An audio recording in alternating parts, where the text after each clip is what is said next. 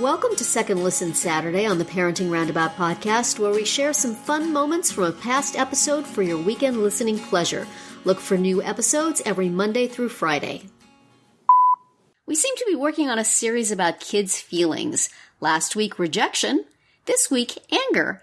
And Nicole, I see you are to introduce the anger topic. I was just, scrolling through some parenting articles the other day, and I don't know, it kind of caught my eye because my daughter is just going through one of those, phases that it's relatively frustrating, and which is kind of funny because she's been generally a great teenager, like for, the teenage girl years. Yeah. But we're having a moment right now. And so the article was questioning, how do you deal or respond to your kids when they're angry? And my daughter, her anger is very much like her father's, where, it's like an explosion and then it's like it never happened. But, there's like debris and emotional destruction everywhere. Fallout. Yeah, major fallout. So I was thinking about how, has my response changed over the years as she's grown because I feel like it's not as effective anymore? I don't know. I was just kind of thinking, like, how do you guys respond when your kids are angry? Like, what works for you? What works for them? That's our question today. My kids get angry, then I get angry at them for being angry, and then it's all about me. So that works out well. Solves everything. Yeah. Yeah, we're a really big stomp out of the room in a huff kind of house, especially my daughter and I. That's sort of our anger mode of operation. My mom did that as well, but she could hold on to the anger for days. I can't do that. I need to make up with people quicker than that. So, and my daughter is sort of the same way. We usually talk it out shortly afterwards. But, we want somebody, if somebody has an emotional flare in my house, a flare of anger, everybody else around them does their thing as well. My husband ignores it pretty much. My son will get very, very anxious and try to get everybody mad at him instead. Aww. And so, so it's hard to know when he's angry, but I think he just gets agitated. Mm-hmm. So, I don't have really good anger coping skills myself. It's hard to know how to pass them on to the kids. My mother didn't have good anger coping skills. I come from a long line of people who aren't good at anger. So I wish people would just not get angry. Yeah, that would be better.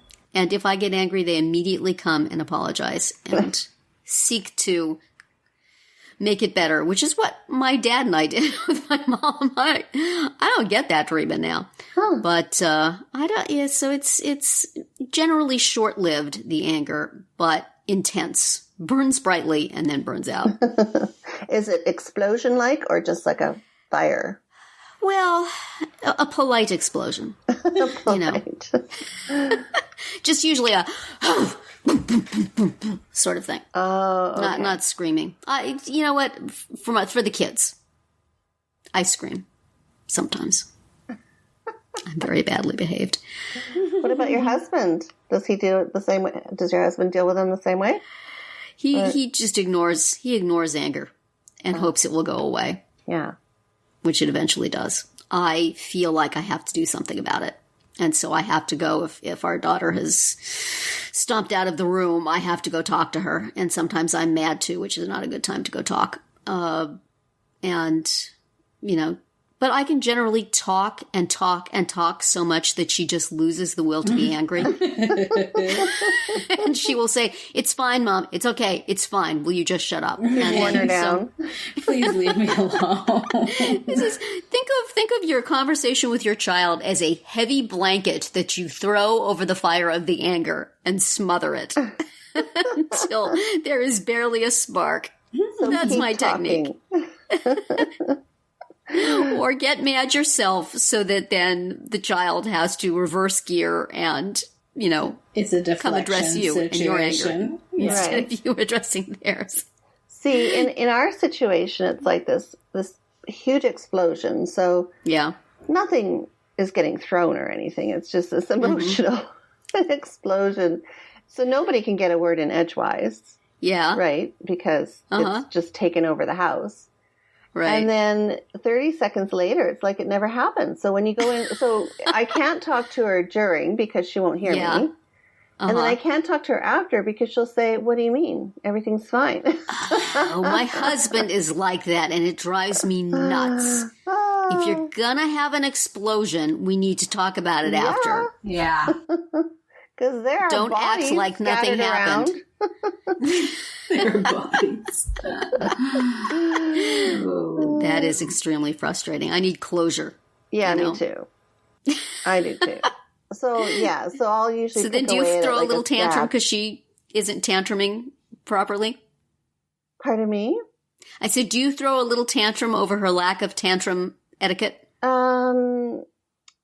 I, I tend to shut down. Like I get like very passive aggressive, as learned from my mother. Get passive aggressive? I thought that was just a general state.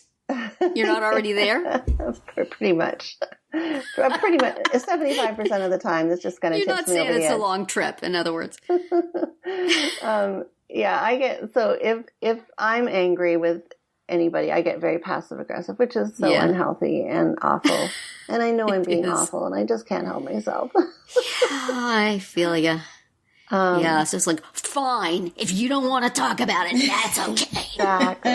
Thump, thump, thump, thump. So, Catherine, it's your turn. Share with us your healthy Give us the deep- Oh, techniques yeah. So healthy. for dealing with this. My parenting, husband right? is definitely the like blow up and then pretend it never happened. Like later that day or the next morning or whatever. Like, we'll both go to bed. Like he'll be super, super mad and then he'll go to bed and then in the morning it's like, hi, how are you? Like, and then I'm like, oh my God, I'm still mad. What the heck? Yeah. And my daughter, she's very even tempered. Like she doesn't, she's pretty chill. Which, is pretty amazing for almost 16-year-old. She gets upset. Like if she's mad, she's like crying, it's that kind of thing. But then my son is definitely more like explosive and, yelling and breaking things and throwing things kind of, throwing things like his math paper or his pencil or whatever. Right. And with him, I mean, he needs first of all, he is the kid who is hangry. Like if he hasn't eaten or if he's tired, then like watch out. That's definitely like a dangerous situation. Yeah. And then it's almost always like frustration over something that he's trying to do and he's having trouble with. So I usually, first of all, he cannot do homework with my husband. Like, absolutely not. Yeah. Like, within 1 minute, they will be screaming at each other. Yeah. Like, it's so bad. So, then I'm resentful because guess what? It's always happened to me and blah, blah, blah. Yeah. I've had that conversation. Anyway, but like with him, because it's partly because my husband thinks, that I'm like treating our son with kid gloves. Like it's not okay for him to yell. It's not okay. I'm like, no, it's not. But it's not okay for you to yell back. Like it does not work. So, I try to do like breaks and change the environment if I can, or, incentives to like, okay, let's get through these 2 problems and then you can take a break and watch your YouTube video or your episode of NCIS that you're in the middle of. But then it progresses to like, okay, if you're going to behave like this and if you're going to stomp around and whatever, then the screens are being taken away. And so that's how there's like a progression. Right. But I'm usually, it's so familiar now that I'm usually able to keep cool during it. Yeah. Like I can just, I can just like, okay, step we go. 3, step 4, just get through it. So, yeah. Yeah. I think my kids are the opposite of your kids, Catherine, because my son is very, the only way he expresses his anger is he'll, get emotional about it. So, or he'll just shut down and, not talk. Mm-hmm. And then my daughter is the one that, as I mentioned earlier, explodes, and you put her and my husband together. Oh my Lord. If things aren't going well in like 2 seconds flat, they go from 0 to 100. And that's when I run for cover and wait till it's over. But I know it's frustrating because I try and tell him too, like, okay, this doesn't work. I mean, when you are just as mad that as she is, you've got to be adult here. Yeah. So it's challenging. Yeah. Plenty of times I've told my husband not to get mad about things and then turned around and got mad at them myself. So that is unfortunate.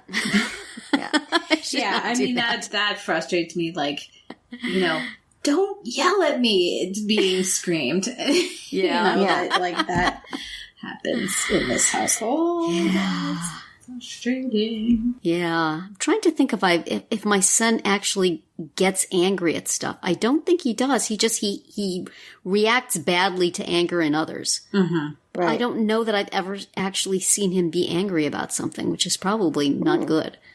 He's also the one of my kids who's had an ulcer, so I don't know. Maybe he's just swallowing it all. I don't think it was for that reason, but still, I don't. I haven't actually ever thought about that, but I don't know that I have seen that. I have to make him mad now. Try all different strategies to make him mad.